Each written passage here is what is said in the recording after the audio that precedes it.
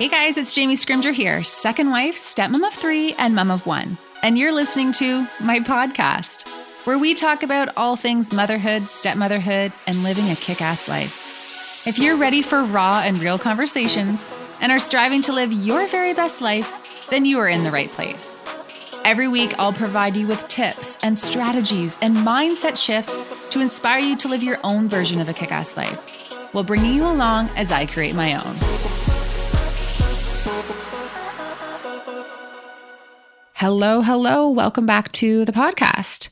So guys, this episode is going to feel like a cross between sitting down and having a conversation with Brene Brown and Oprah. And I'm not exaggerating here either. This week, my guest is Leisse Wilcox. Leisse is, honestly, she's probably one of the most beautiful humans I've ever connected with. She is a writer, she is a speaker, she is a life coach, and she basically is all about helping women find clarity in what they want, confidence in who they are, and the courage to stay true to both. So through lots of life lessons and some life-altering challenges like divorce, single parenting, tackling aggressive breast cancer, Leisse has taught herself to turn the difficult and ugly in life into something purposeful and beautiful. This episode will leave you feeling calm, inspired, with an urge to start to ask yourself some very important questions that may just change the game for you. I seriously cannot wait for you to hear all that Leisse has to say. But before we get into the episode, I do want to take a quick second and I just want to thank you. Guys, when you screenshot these episodes and share them out on social media, it truly does mean the world to me. Not only do I love to know who's listening, but I love to see what you're doing when you're listening. So whether you're listening to this episode while you're doing the dishes, driving, on a walk, folding laundry, doing a workout, I am just so grateful that you choose to tune in because I love bringing these game-changing conversations to you. So I just want to say thank you for the online love and thank you for helping me spread the word. So without further ado, let's dive in and hear what Leisse has to say.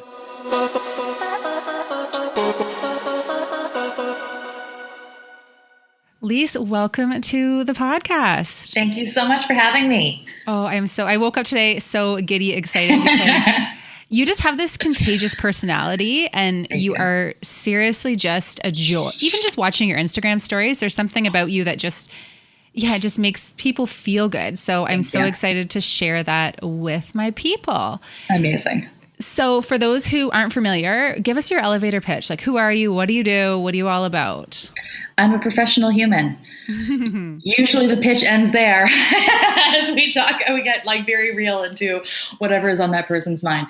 My mission, my purpose in life is to help women find clarity in who they are or in what they want, the confidence in who they are, and the courage to stay true to both. And, that's a very human experience. And it's one that most of us struggle with our whole lives. Like that is the game of our lives, right? Figuring all that stuff out. So I purposefully write, speak, and coach on exactly that process.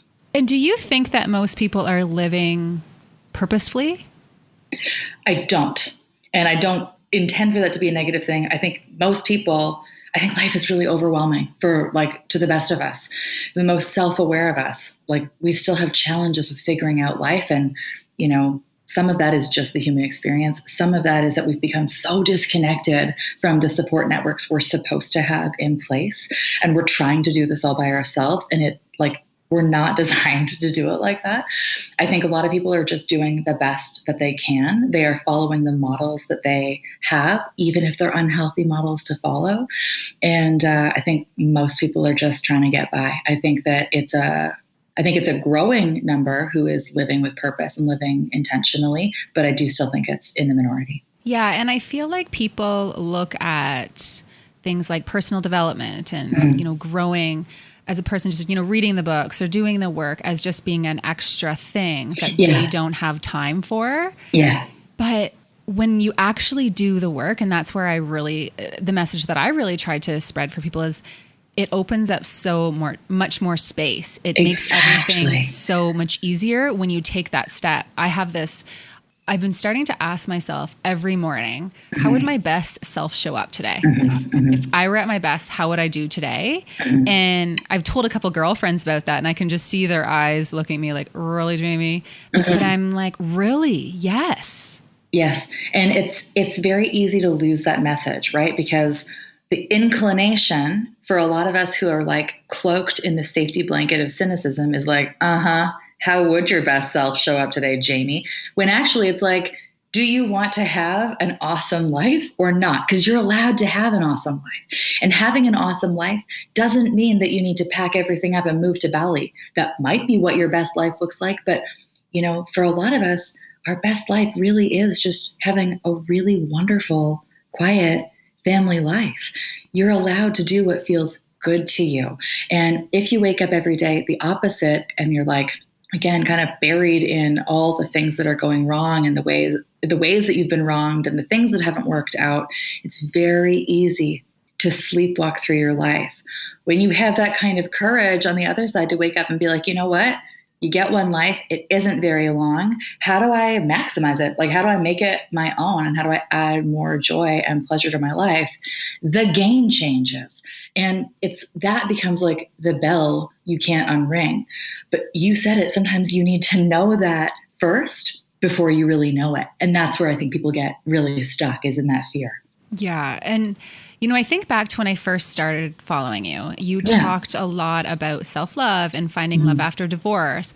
What inspired you to start sharing that journey with the internet?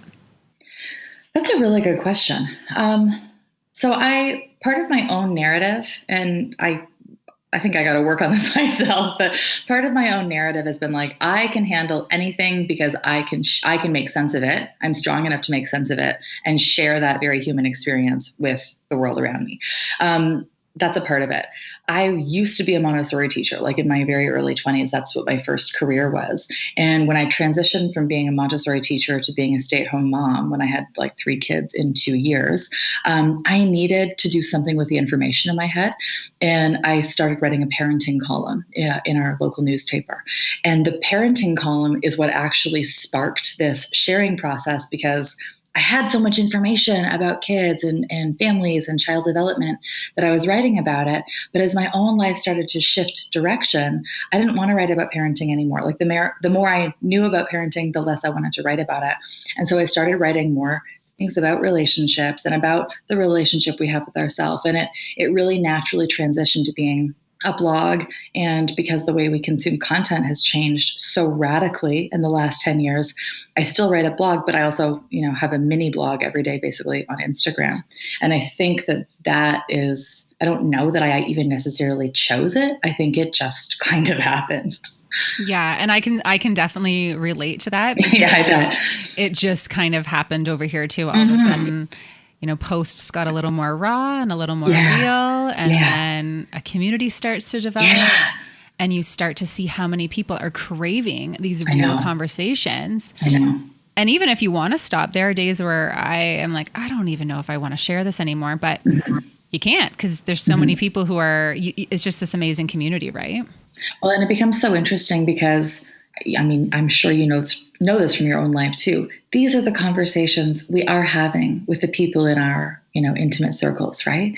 And they're conversations that leave you, like when you leave your friends after a conversation, you feel so good and so seen and appreciated and connected, like somebody else is witnessing your experience with you.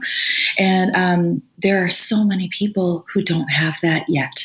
They don't have that level of vulnerability, even in their own personal relationships yet. And so it's so satisfying to be able to be this thought starter and plant those little seeds of the conversations that I know have shaped my own life and my own purpose, and share those with other people to really get the ball rolling for them in their own process. Yeah, that is so true. Now, you talk about divorce in your content. How do you think that your divorce changed you as a person? Divorce was a wake-up call for me. I had like a really beautiful life, and it looked so perfect from the outside, and it even kind of felt so perfect from the outside. But at the core of it, I had this really terrifying moment where I looked around my honest to God, 7-bedroom house with this brand new kitchen and my really good looking husband and beautiful children, like, just this lovely little life. And I had this terrifying realization. I was like, how is this not enough for me? And that moment really triggered an internal answer, like an intuitive answer that was like, oh, Leisse, nothing will be enough for you until you are enough for you. So that kickstarted the process for me of really, really clearing up some very old, icky stuff from my own past. And that process really then started to kickstart a divorce. And the divorce and the devastating loss that divorce is and the ripple effect it had on my own life, it like blew everything up that I knew to be true. And then I just started picking up the pieces, and some of the stuff belonged and some of it didn't belong. And so I had to like rebuild my life. And I often refer to that as life 2.0. It was divorce that was a springboard for letting me know that this was my moment. Like, this was my moment to decide who was I going to be and how am I going to show up and what do I actually want? Those were some big, scary questions. And it took a while to figure out that it really was the process of divorce and that like this feeling of an emotional bomb going off that really caused me to start over. Yeah. And, often it is when you have that very life-changing moment where you have to stop and reevaluate what it is that actually matters. And it's actually so crazy. Our past, you talk about having to work through your past and some past issues. It is just so insane on how much our past affects our present, but how much people ignore that fact. It's wild. I have neuro-linguistic programming training that we just shortened down to NLP. And that is basically understanding how the mind works in a fundamental way. And, you acquire so many of your beliefs without even knowing it in early childhood. And I always use this example that when we're 0 to 6, it's like our brain is this fresh sheet of fallen snow, and we're just running around making paths. Like, it's effortless. We just go and make whatever path we want. And then around age 6, 7, 8, there's this flash freeze, and all of those patterns are just frozen in space.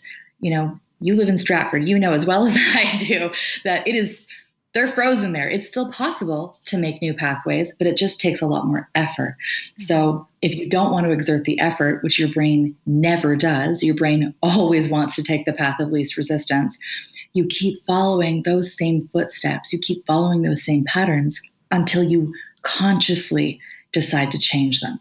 So throughout the course of your life, you're on autopilot. You're just doing what you have already learned to be true subconsciously. And even if you don't like where it's leading you and you don't like the result, you absolutely will keep repeating it until you consciously decide to create a new pathway.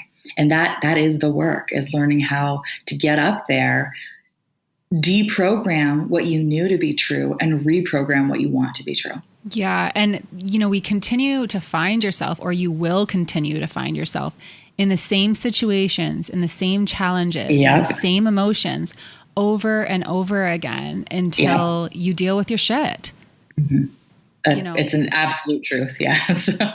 Yeah. My mom used to say to me, I used to think my mom actually laughs because she was pretty into personal development and stuff growing up. And I always thought she was so weird. Some of the things that would come out of her mouth, I'm like, lady, you're so messed. Like, even as a teenager, I would look at her and be like, I don't know what happened to you. But then, I became a mom and an adult, and I find myself with the same rituals as she does and saying the same things as she did. And she used to say, we're all, and I don't know what I believe and all of that. And it's a whole different conversation, but basically, we're all here to learn one lesson, and it's the big lesson of each of our lives. And mine was always that I couldn't control everything. And, I became a stepmom, and you cannot control everything as a stepmom. Most of your life is outside of your control. So that was something that I had to go back and realize how much of my childhood and some of the trauma that I had been through led me to being that person. So I always encourage people to go back, if they're feeling off in life, go back to the beginning, because that's where it all began. Absolutely. And that's the bulk of my coaching practice, for sure, the bulk of my writing. That it's like when you have a thought or when you have a feeling or emotion, it has roots. And if you continuously, like, there's this real push to just think positively, it doesn't work. That is not enough. You really need to take each and every one of those like emotional tendrils and trace it back to the very root where it began so that you can kill it at the root and you can actually make the changes in your life. Just thinking differently doesn't work. You have to go way deep down and change the belief. And that, depending on who you are, but in my experience for most people, that can be scary work at first because it disrupts all of your safety systems. And it's like when you have somebody guiding you through the process, then it's completely possible and really pleasurable at the end of it, because that's when you start to see the right people show up in your life and the really fulfilling opportunities show up in your life. And suddenly you're like having one of those moments thinking to yourself, oh my gosh, I'm really happy. Amongst the crap. Amongst all of the stressors, you can still be happy. And that's something that I really try to push. Now I think this was off your website, and you talked about why I stopped trying to make other people happy. And here's something that you said. You said, for 30 years, I all but tried to make myself invisible, wanting to keep everyone happy and not upset anyone. I minimized my needs, downplayed my feelings, lied about what I wanted, or changed it to align with what people wanted around and from me, smiling on the outside the whole time, but feeling like I was slowly dying a little on the inside and reeling with the shame caused by that dissonance. Can you unpack that for me? That's a really intense passage, isn't it? It was. It hit me hard. Whew, that hit me hard, and I experienced it. I wrote that for my friend Caleb Campbell, who lives in the U.S., and his whole blog is centered on why I stopped. He's an amazing guy to check out. He's an ex-NFL player and writes about shame a lot. But anyway, yeah, for me, it was a defense mechanism that I developed very, very early on, that I learned when I asked for what I wanted or when I tried to get my own needs met, I was basically punished in an emotional way. I was punished emotionally. And I am very highly sensitive personality. And I don't like feeling like that because it feels like you are actually dying. So to minimize that experience for myself, I learned, cool, I will suppress what I want because that's too painful to be rejected when I ask for it. And I will just start doing what I think everybody else expects of me. And you can see already when you spell it out that simply, like, this is flawed. This is problematic from the very beginning. Because if you always ignore what you want and just do what everybody else wants, you are perpetually unhappy. And the moment that you decide to change that, you've now changed the game when you've changed the rules. So now you disappoint people on the other side when you decide to set those boundaries and you stop trying to make other people happy. But for me, yes, and it was a long time coming that I just ignored who I was. I ignored what I was good at. I was taught that everything I was naturally good at was not valuable and not worthy. Therefore, I should change it and start being good at the stuff that was valuable and that was worthy. I just happened to not be good at it. So then I struggled like all the time and I just couldn't ever find my place. So yes, it was post-divorce when I had that like on the floor moment of like, what the hell? How am I going to do this? And that's the moment I was like, no, the only way out is to really start being who I authentically am. And it's like the simplest and the most complicated, revolutionary act I think you can do in this life. And did you find shifts in your relationships when you all of a sudden had that mentality? 100%, because you learn to set healthy, loving boundaries that respect who you are and what you need. And when you do that, a couple of things happen. One, in my experience, you lose a lot of people from your previous life because, and I have so much compassion for that because all of a sudden, from their perspective, this person they've known for so long has radically changed and is dramatically different and they don't know what to do with that. And they might not even like them anymore, right? Like I understand that. So I found that your circle gets smaller, but much richer. It's now filled with people, even if there are far fewer of them, it's filled with people who really like and love you for who you are. It is actually not conditional upon anything else, anything that you're going to do for them, anything you're going to say to them, in any way that you make them feel. They just really appreciate you for who you are. So yes, please, I will happily have 3 people in my life with whom I have that kind of relationship, instead of 55 people I feel like I'm trying to please all the time and never really delivering, because it's never really me acting from that space. And never really feeling like you belong. Oh, absolutely. That's a huge part of it, is that then you live, that's where imposter syndrome comes from, right? You just live with this fear of like, oh my God, one day somebody is going to pull back the curtain and have a peek and they're going to reject me all over again. It is like the worst feeling. And I think, oh God, I bet you 75% of people live their lives like that.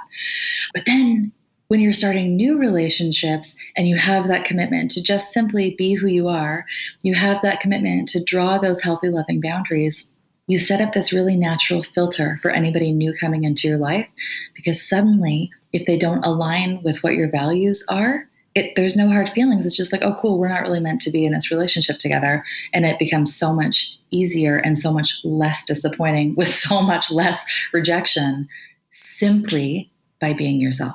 Oh my gosh, I love that so much. And it's so true, right? And a message that I think so many people just need to hear. It's just, it's tough. It's tough to hear for a lot of people, I think. And the irony is that that is ultimately the message that we want to parent our kids with, right? Mm-hmm. Like, I love you deeply for who you are. All you have to do is, go to school, go to soccer, go to ballet, and just be yourself. And for us as adults, it's like, yeah, baby, you be yourself, but I'm not going to be myself. I'm just going to keep on as many masks as possible to meet as many other people's needs as possible at the expense of meeting my own. Yeah. And I wonder when that happens. At the very beginning, in childhood, I even look at kids and I look at my stepchildren, and I just remember seeing that shift in personality where it was not just being your carefree self and, the fun-loving kid who could just bust out and dance or whatever. Yeah. And all of a sudden having those social nerves, or feeling like maybe their personality has been dulled down a bit so that they don't shine too much. And I don't mean that in a bad way, because I know we've all done that. We've all done that in our lives. But when do you think that shifts? A lot of that is developmental, because so it's not, I want to be really careful how I say this. It's not necessarily wrong to do that, because some of that follows the natural course of our own developmental evolution. When we start to become, 8, 9, 10, preteen, teens, we become so much more aware that the world exists outside our family. And so, we've already established the relationship we have with our family, and we start to look beyond that unit for more social acceptance / the fear of social rejection, because we are still pack animals. Like, this takes it way back. We are still social creatures. We are still social animals. And we still, at a genetic level, we are so aware that we require the approval of the group for our own safety and security. That is embedded into the very fiber of our being.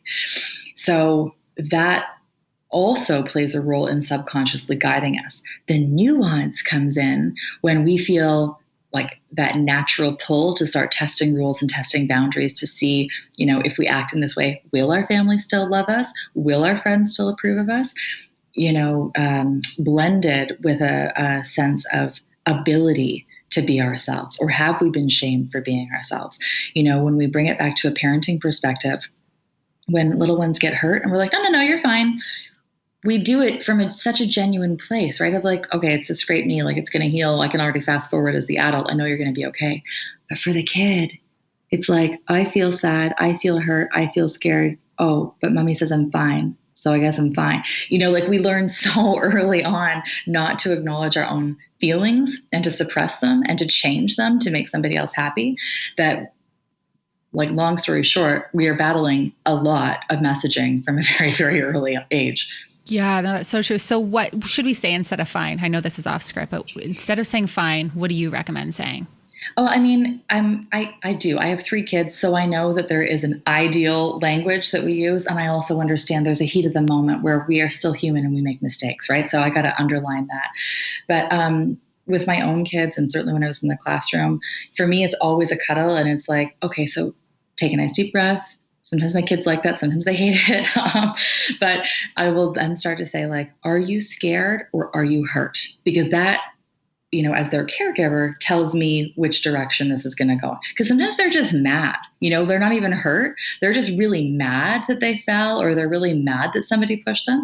So when I actually, very simply ask them how they're feeling, then I have a better sense of like, okay, if you're scared, I can tell you, you're here in my arms. Take a nice deep breath with me. You are completely safe. I'm going to hold you till you feel better, that kind of thing. If you're hurt, it's like, okay, show me where you're hurting. Oh yeah, those scraped knees. Oh man, they're just such a part of being a kid in the summer. Like, it just starts to change the conversation.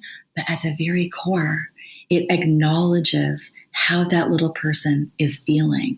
And that is the fundamental thing, I think, Jamie, is that so many of us live our lives without ever truly feeling like we are seen or like we are heard.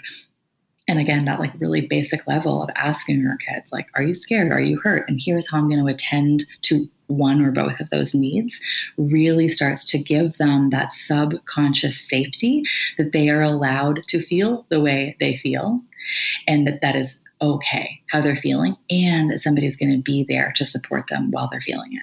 Wow, you're giving me chills right now. That is so helpful. It makes sense, right? Yeah. No, it totally does. Now, I know this conversation's already blowing my mind, but it's about to get even deeper. So another Instagram post that you talked about, and I thought it was the best one to really sum up everything that's been going on in your life. You posted, here's what you said. So this will kind of give everyone the lowdown. 1 year ago, I had returned home from driving the California coast all the way from LA to Seattle in a brand new Mustang convertible. I've been told after finding a lump in my left breast that it was all good and that I could rest easy. I had no idea at the time what lay ahead in terms of proper diagnosis, of treatment, of facing the dregs of very old and very toxic and uncomfortable stories I've been telling myself for far too long, or of the wild sense of freedom, inner peace, and love that conquering these fears would lead me to.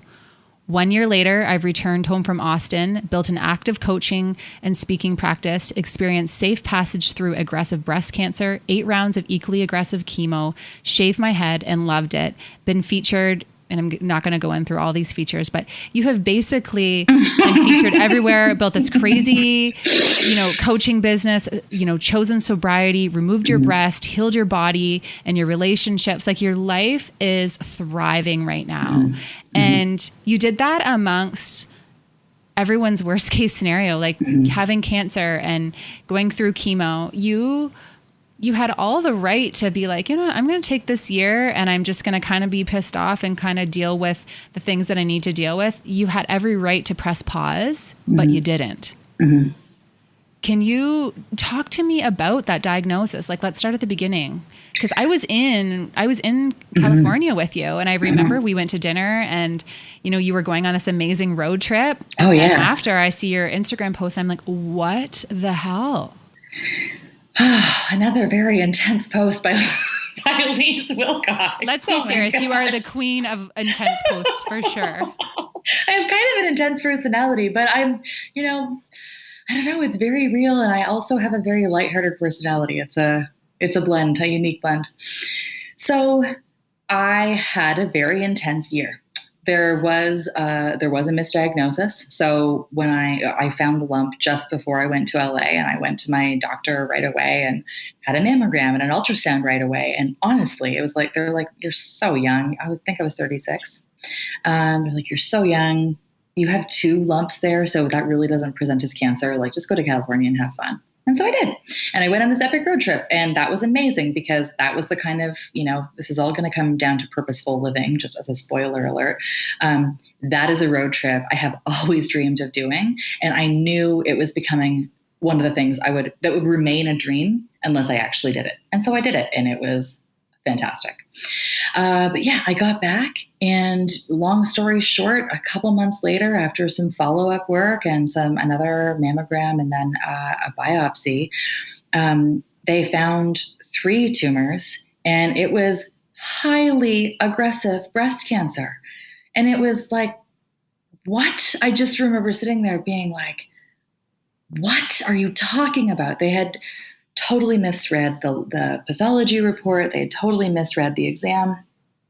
So all of a sudden, I think it was August 27th, 2018, I found out that I had really aggressive breast cancer that unequivocally would require chemo, likely radiation, or a double mastectomy. And I was like, just sitting there in a complete puddle of like emotions, being like, I don't know how to do this. I don't know how to overcome this.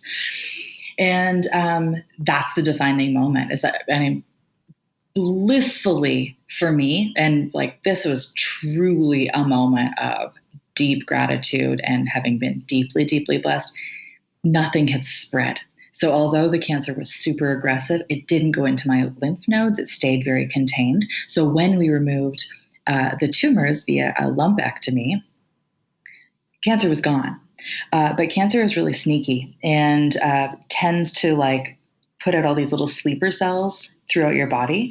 And so chemo was recommended, like not suggested, but highly recommended to do as a course of action to eradicate any little sleeper cells that might present as cancer later on. So we did aggressive chemo because I am young, I am healthy, I am very strong. They hit me with like intensive chemo for 4 months. And then the conversation, so now I've like lost my hair, I'm rocking the bald thing, and I was already missing like half a breast because of the lumpectomy. And the conversation became, well, you can do radiation or you can opt to have a double mastectomy. And we had already found some other weird unknown thing in my other breast. And they were like, it's probably nothing. We can watch it for 6 months. And I was like, oh, hell no. We have had that conversation before. Let's just do this. And that's how the double mastectomy came to be, that it was like, this is curative for me. I'm going to do chemo. I'm going to do the surgery. And then I'm going to just like see a never cancer in my rearview mirror. So to answer your question, like, why didn't I just stay in bed and get angry about it? Because I do choose to live my life with purpose and intention. And for me, sitting in bed and feeling sorry for myself, basically, for lack of a better phrase, wouldn't be purposeful for me. It would do nothing to move me forward. It would not help me. It would certainly not help my family. It would not make me feel good. And I wanted to do the opposite of all those things. I wanted to be able to move my life in a really forward direction. I wanted to be very present for my family and for myself and for my business and all that good stuff. And the silver lining, I guess you could call it, during chemo, and let's call it divorce as well. Every time I had a treatment, my kids were scheduled to go to their dad's house for the weekend. And so one or two or both of my aunts would come and stay with me. I'd have treatment. The girlies would be here on that Thursday evening. We would have what we called a fake Friday, and we'd like order pizza and watch a movie because I could handle that, just like laying very low. And the next day they'd go to school. They'd go with their dad for the weekend, and my aunt would just be here taking care of me. So I sat on the couch. I would write. I wrote a book proposal while I was in chemo. I would write. I would do guest podcasts. I would like work on my website. I would work on my own strategy and vision of what I wanted for my life. I pitched a whole bunch of brands to work with because I often refer to this process of emotional alchemy, that in my life, the guiding principle has been to take something really dark and terrible and transform it into something really beautiful and really make it my own. And so for me, that was the guiding light, that it was like, how do I make this experience beautiful? How do I make it purposeful? How do I celebrate it to be, not a victimized part of my story, but how do I use it to my advantage? And it worked. And, some of that was mindset. I think a lot of it was mindset. I think some of it was like pure luck. I know that not everybody has the same kind of diagnosis that I had. And for me, I was just able to really, really and truly make every single thing that happened purposeful and really beautiful and a forward-moving part of my own experience. And I bet that having that mindset and that attitude and doing those different tasks when you were going through the treatment really had an impact on how your body responded too. I do fully I think so believe that too. you're thinking about the future. This Yeah. is not getting you down. You're not thinking worst case scenario. You're Yeah. thinking what's next. Yeah. And I also, there are a number of factors here. And I am a mindset coach. So I want to get really on board with like, oh, it's totally my mindset. It was much bigger than that as well, because to me, it was a foregone conclusion that I was healthy and that I was getting through this. Like I literally wrote out a checklist of everything I had to do to get through cancer. And every time something happened, I checked one more thing off. I was like, oh, perfect. We're like right on schedule, just moving right along. I also had unbelievable support. Being self-employed with a cancer diagnosis is a little scary, but it actually worked to my advantage because I didn't have to not go into work. Like I already work from home. So that was very forgiving and that was very accommodating. I have an amazing family, and I haven't asked them this. I should. I don't know if they believed me or if they like believed in my vision the same way that I did, but even if they didn't, they fully supported it. And when I needed to have some really intense conversations with one of my uncles is a physician, when I needed to ask him straight up if I should do chemo or not, he gave me the real on it. When I went back to him and I was like, oh my God, I'm thinking about removing my breasts. I'm thinking about going flat because to me, reconstruction is way too dangerous. And I can't believe I'm saying this out loud to you, Uncle Carl, but I am also terrified that being flat will ever prevent me from finding a husband. Like I had like some dark conversations with people in my family. My aunts showed up without hesitation. They just booked off whatever they needed to book off and they just showed up. They cleaned my house, they cooked, they sat with me, they watched Bradley Cooper movies with me, or they said nothing because they knew I just needed to sit. But they supported me in doing whatever I needed moment by moment. And that was a gift because I just had nothing but support to handle it the way I personally needed to handle it. Yeah, and that's a huge aspect of it. Now, Huge. what would you say though to people who are saying, okay, that's so great, you went through hell and you had this mindset, you had this support. I don't have that support. If people are craving community and want to live purposefully, but they feel like they have no one. Like, how do you create it then? I learned how to ask for help during this process for sure. Because sometimes we want help, we don't know how to ask for it, or even deeper, we ask for it, but we don't know how to receive it. Because through a number of circumstances in our lives, we've learned that when people help us, it's actually an intrusion, or we get rejected, or if they help us, we're going to owe them. So sometimes there's a subconscious block there. And I learned to reach out to friends of mine who are already close and who have just become even closer, because everybody wants to offer you help. Everybody wants to say like, oh, just let me know how I can help. And they don't really know what to do. So to some of my friends, I was like, can you just drive me to this appointment? Because that would be a lot easier. And they were like, yep, no questions. Right before surgery, a friend of mine was like, what can I do? And I was like, oh my God, can I please borrow like a zip front hoodie? And she's like, absolutely, no problem. She went to the store and bought me a zip front hoodie and a bag of chocolate covered pretzels. I was like, no, this is friendship. I asked my friends if they would bring food, or there was a group of parents at our school who asked what they could do to support me and to support my family. And at first I was like, oh man, if you guys could like prepare a whole bunch of food, that would be awesome. I'll just keep it in the freezer. And then I hung up the phone and I was like, oh my God, what have I done? I do not want a whole bunch of strangers making food for us and then me having to deal with it and like possibly people stopping by when I don't want them to stop by. So I phoned back and I was like, I made a mistake. That kind of help will not actually be helpful to me. Is there any way you guys can organize a snow shoveling service? And that was really vulnerable for me because again, from this conversation, I had a really hard time asking for help and asking for my own needs to be met. But having gone through this process of learning how to get that done, I was able to say to them, like, this would be the most helpful thing to me. So again, long story short, even if you feel like you don't have anybody in your life or you don't have that community, you do have the option to start creating it. And it starts by being the one who has enough courage to ask for help and in that way. Or if somebody is being not supportive. Sometimes we don't feel like we have a strong connection to our community, even though we're surrounded by people, because we have parents or friends or family members who are like, what are you going to do? What's your business going to do? What are your kids going to do? This is a terrible thing. What are you going to do about life insurance? You and you alone have to be the person who looks at them tenderly and lovingly, but very, very firmly, and says, this is not the support I need from you. Like, what you are saying does not help me. It is hurting me. If we want to continue this conversation, we got to change the conversation. That's a bold and courageous thing to do.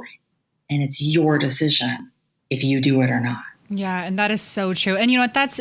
That's not even just if you're dealing with cancer. That's not just chemo. That's life. That is parenting, that's step parenting, that's your marriage, any other struggles, financial issues. Like I think we do feel like when we ask for help or when people reach out and said, hey, let me know if you need anything, it's more of something that people just say as opposed to something that we actually do. And that's where the shift needs to be.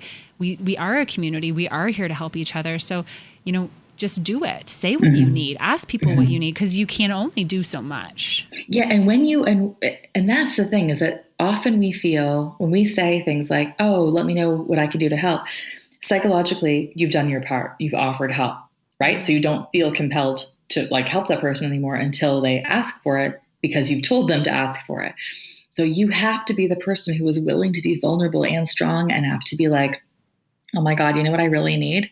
I really need gift cards to Swiss Chalet, whatever it is for you that's going to make your life easier and better. I really need you to take my kids to school, or I need you to drive while I am in the car with you to take my kids to school, because I can't drive, but it's really important to me to keep their routine 100% the same, as similar as we can. So you just have to ask for what you need and for what you want. And that comes back to the boundaries thing. You have to just be really comfortable in setting and living those boundaries. Yeah. Okay, last question. What do you think is holding most people back from living the type of life that they want to live? Fear for the win. Or the lose. For the lose, yeah. Not for the loser, but fear. Our brain cannot tell the difference between the kind of fear we get when a bear is chasing us and we are running through the woods, fearing for our lives, or having a really difficult conversation with somebody in which we might be rejected or, put down. It's the same fear. It triggers the same chemical response and the same physiological response. So think about how powerful that is. All of these emotional and usually irrational fears that we have are preventing us from doing those big things that create lasting change in our life because it feels too scary. So the antidote to that is, once again, I'm beating a dead horse here. Sorry, it's this. You can tell this really is my life's work, right? You have to get very clear on what that fear is and have the courage to face it and move through it so that you can move on from it. And it is that simple. Is that you have to be self-aware enough to know what is scaring you, maybe figure out where it's coming from to identify the trigger pattern that's happening, and then take the steps to move through it so that you can safely distance yourself from it. It's the only way out is through. Yeah. And I always like to ask myself, what is the worst case scenario? If I try something new, or I'm going into a situation or whatever it is that's happening, even, for us, if we're dealing with co-parenting issues or any of that kind of stuff, before I go in, I'm okay, what's the worst case scenario here? Okay. Process that. How would you deal? And then move forward, because the chances are it's not going to be the worst case scenario. Exactly. It's actually going to be the best thing that you've ever done. Yeah. And I had this really empowering realization very recently that some of the hardest things I have ever done in my life are having those difficult conversations. And you're like, oh, conversation, it's a pretty charmed life you've led, because that's not a big deal. Those conversations, again, when we bring it back to DNA, we are social creatures. So the fear of being rejected hits us at an ancestral level, that if we are rejected, we no longer belong here. So suddenly that difficult conversation you have to have with somebody in your life about getting your needs met or not, it's really scary. when you start to say it out loud, like that's a really smart strategy that you use. What is the actual worst case scenario? Like what is actually happening? You start to become very clear and very aware that like, oh, when you say it out loud, it doesn't actually sound as bad as it feels in my head. Mm-hmm. Oh my gosh.